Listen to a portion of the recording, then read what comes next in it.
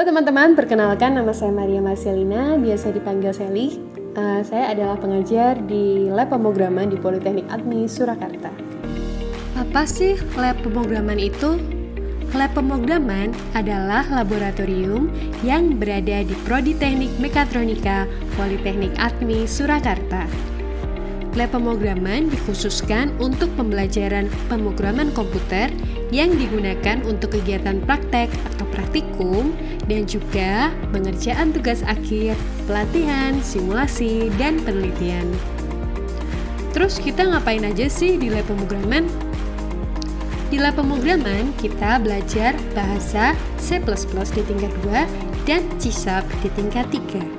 Di tingkat 2 khususnya kita mempelajari tentang konsep dasar algoritma, struktur program C++, variabel, operator I/O, pengkondisian, perulangan atau looping, array, function, reference, dan pointer, read and write, external file, dan binary file, pre-processing directive, dan error handling.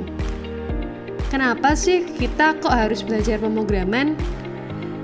Karena dengan belajar pemrograman, kita bisa meningkatkan kemampuan berpikir kita secara logis dan mengembangkan cara berpikir kita secara sistematis dan melatih kita teliti dalam setiap detail dan melatih kemampuan kita dalam memecahkan masalah atau troubleshooting.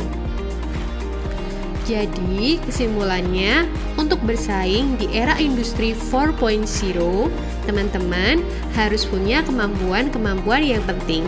Di antaranya, mampu berpikir analitis, inovatif, aktif, kreatif, inisiatif, penalaran secara matematis, dan yang paling penting adalah desain teknologi dan pemrograman. Karena industri 4.0 mengedepankan artificial intelligence yang sangat erat dengan pemrograman. Jadi teman-teman selalu semangat dalam belajar pemrograman dan harus mau belajar lebih. Sekian dan terima kasih.